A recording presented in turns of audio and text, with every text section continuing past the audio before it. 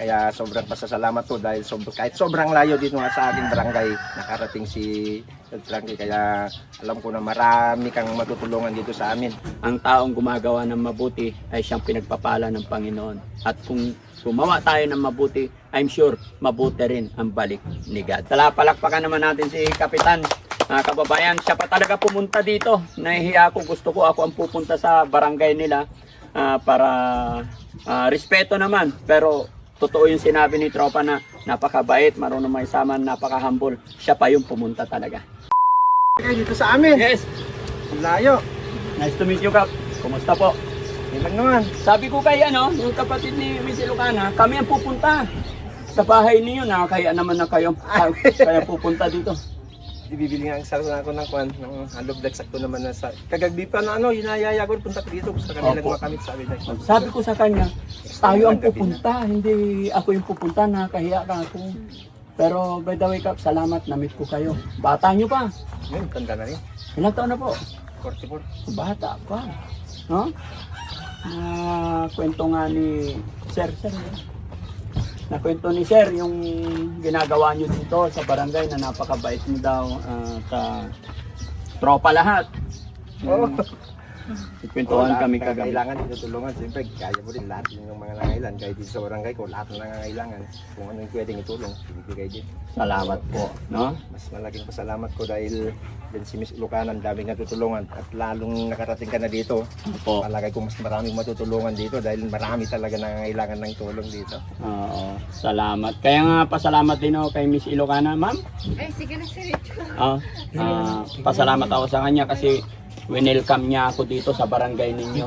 Although gano'n naman talaga ang ginagawa ng Team Daddy Frankie, pagpunta kami sa isang lugar ay nagpapasintabi tayo sa mga kapitan, sa mga kinaukulan kumbaga. Kaya lang una lang yung mga pinuntahan namin, kaya sabi ko nga kay sige pupuntahan natin. Pero nandito na kayo, kaya it's my pleasure po na makilala talaga kayo. Salamat talaga, no? At loobin sana ng Panginoon na makabalik pa kami dito. Oo, sana. Opo, may usapan naman kami ni Miss Ilocana na babalik ako dito. Kasi parang nag-check lang muna kami, pinuntahan, parang mag-usap lang muna kami. Pero nung nakwento niya yung sitwasyon ng iba nating mga kababayan dito, kaya napuntahan na namin. Pero yon, loobin sana ng Panginoon na makabalik pa kami. May awa ang Diyos na Oo. humaba pa yung buhay natin lahat. Mahaba talagang buhay mo kasi ang dami mong natutulungan eh. Sana nga po. Ano? Hanggat kaya po. Ano? So, Kap, naka-video kami. I-upload namin itong usapan natin. Okay lang po ba? Kailan naman? Ayan. Ayan, mabuhay po tayo lahat mga kababayan. Shout out po. Ganon din kay Mayor, kay sa lahat po. Kay Gobernador, maraming salamat po. Kap, baka may gusto kang i-shout out. Sige po. Shout out din sa mga kagaya kong kapitan. Andito na si Dad Frankie, nakarating dito sa aking barangay. Sobrang pasasalamat ko dahil kahit papano, dahil kay Miss Ilocana, si Miss Ilocana, ang daming natutulungan dito. So nakita niya yung tulong na ginagawa ni Miss Ilocana, kaya nakarating dito si Dad Frankie. Kaya sobrang pasasalamat ko dahil kahit sobrang layo dito nga sa aking barangay, nakarating si Dad Frankie. Kaya alam ko na marami kang matutulungan dito sa amin. Kaya sana makabalik ka ulit Opo. dito. Hindi Para kami matulungan masyadong lahat yung mga nangangailangan ready ng pa. tulong. Pero sa pagbalik namin, I'm sure naman siguro na makakapagdala pa kami or mas makakatulong pa kami hanggat nandyan si Miss Ilocana na nag-a-assist sa amin papunta kung saan may mga pwede tayong tulungan, no? Kaya ayan, maraming salamat talaga, sir. Nice to meet you again, no? At saka kay Miss Ilocana. Yan, salamat. Tsaka sa kanyang kapatid, no?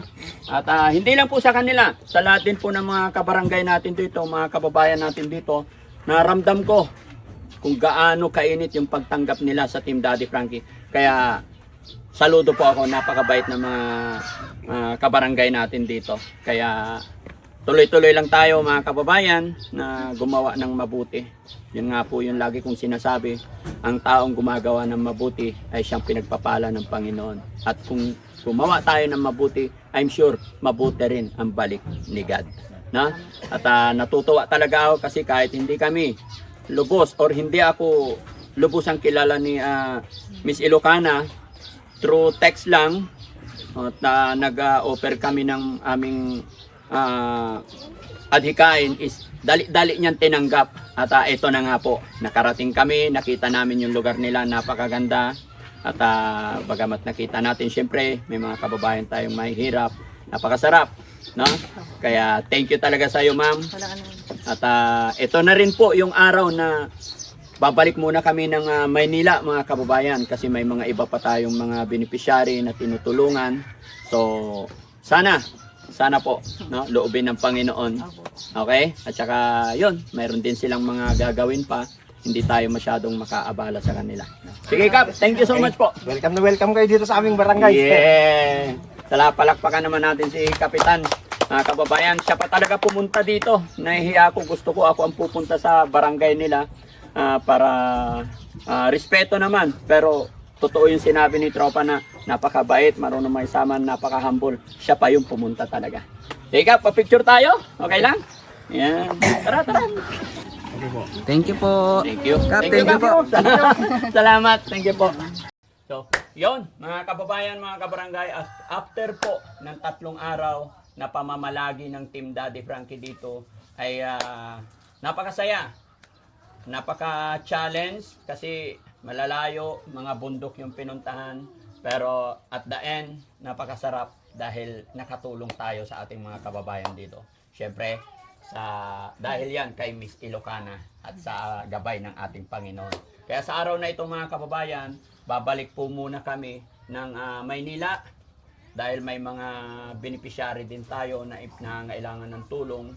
At ganun din po sa tatay ni Dangdang na si Tatay Rodolph is nagkaroon din ng problema na kagabi daw is dinala sa ospital. Kaya ngayon ay nag-decide kami na babalik muna. Honestly po, gusto ko magtagal pa dito. Gusto ko pa dahil alam ko marami pang nangailangan din ng tulong ng Team Daddy Frankie together with Miss Ilocana at saka sa kanyang kapatid na tumutulong talaga sa amin, no? Kaya ma'am, maraming salamat. Walang anuman, sir. Welcome na welcome pa rin po kayo dito, sir. Yes, loobin ng Panginoon na Opo, sir. makabalik kami. Opo. At so ano naman ng kasi mga kababayan, hindi talaga kami magkakilala ni Miss Ilocana Opo. sa Totoo pamamagitan ng social media. Opo. Kaya kami nagkaroon ng komunikasyon. So, Miss Ilocana, ano naman ang masasabi mo sa 3 araw na pamamalagi ng Team Daddy Frankie dito? Ayan, grabe po yung saya ng pakiramdam kasi kumbaga ordinaryong tao lang tapos simpleng pamumuhay tapos ganito po yung bisita na biglang darating dito sa Isabela. Kaya napakalaking pasasalamat at tulong po Daddy Frankie yung pagdating niyo po dito sa Isabela dahil napasaya niyo po yung mga kababayan ko po dito sa Isabela. At syempre, yung mga kababayan din po natin na tinutulungan natin dito ay talaga pong pinuntahan po talaga ni Daddy Frankie ng personal para po may abot niya po ng personal yung tulong na karapat-dapat po na para po sa kanila. Kaya maraming salamat po Daddy Frankie. Sana po maging malawak pa po yung mission na yung po pupuntahan lagi at sana i-bless pa po kayo ni Lord sa lahat po ng mission niya. Ayan, God bless po sa Team Daddy Frankie. Ganon Ayan. din sa iyo, no? Opo. Bagamat malayo kami, nakita ko naman na kayang-kaya mo. Salamat po. Medyo magtiwala ka lang, Opo. huwag kang panghinaan ng loob. May mga pagsubok, may mga trial dito sa social media. Opo. Marami kang masasalamuha, marami kang may encounter. Opo. At sa pagpunta namin dito, huwag mong iisipin na ganito lang yung bahay ko tapos napuntahan ako ng Opo. isang Daddy Frankie. No, Opo. wag nating isipin yun. Opo. Kumbaga, hindi natin tinitignan yung antas ng pamumuhay. Pare-parehas lang po tayo. Opo. Salamat po.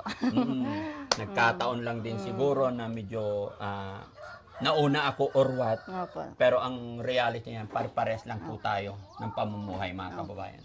At pumunta man kung saan-saan lugar ang Team Daddy Frankie, hindi po yung status ng pamumuhay nila ang tinitignan. Wala naman po yan sa laki ng bahay, liit ng bahay. Wala po yan sa kinakain. Nasa pakikitungo, nasa ugali, higit sa lahat, nasa tao. Nakagaya niya po. Nagpakatotoo siya. No? Lagi niya sinasabi, Def, okay lang kayo dyan. Pasensya na kayo. Ito lang po kami. Which is yun naman talaga yung napakasarap na marinig sa isang taong napapasyalan. Kaya dahil sa kabutihan mo, syempre, yun, suporta ang Team Daddy Frankie Kaya, sa'yo. salamat po. No? Kaya mga kababayan ko, mga kabarangay, support po natin Miss Ilocana, gaya na aking laging sinasabi, lahat po ng charity vlogger, suportahan din po natin Salamat. para yung mga kababayan natin na hindi napupuntahan ng Team Daddy Frankie, sa pamamagitan ng pag-support ninyo, share nyo yung mga upload videos niya, ay mas makatulong pa po sa mga kababayan natin nandito. No? Salamat po. So, hindi na kayo masyado magtatagal mga kababayan kasi katunayan, birthday po ng anak niya na 5 years old, busy na sila. So, para makapag-enjoy din sila, may celebrate din nila, no? So, magbibigay pa ako kay Miss Ilocana ng para mapagpatuloy pa niya yung pagcha-charity niya, magbibigay din ako. Thank you po, sir.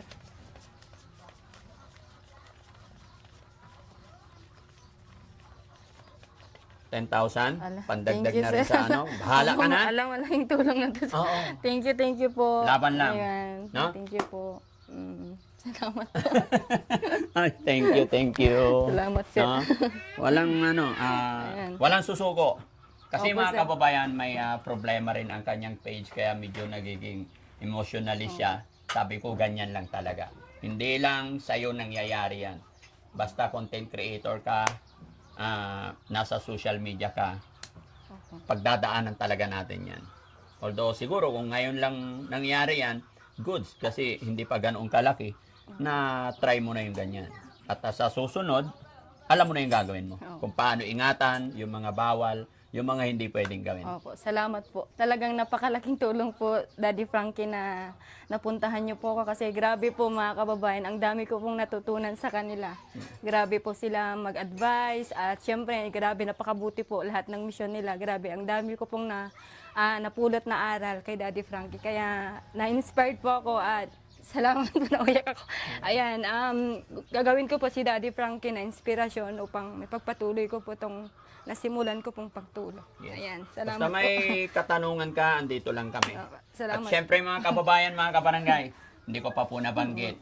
Masasabi kong very small word. Hindi ko nga po siya kilala, pero pagdating ko dito, doon ko nalaman. Laki din pala kay Vince TV. Kaya, Kaya po. Sir Vince, shout out sa'yo. Mabuhay ka. Tuloy-tuloy lang po tayo. Kung mapapanood mo ang bidyong ito, ayun, galing din pala si Sir Vince TV Opo. dito mga kababayan. Sir Vince. Naging kasamahan din po ni Opo. Sir Vince TV. Kaya lang talagang napakalayo nito mga kababayan.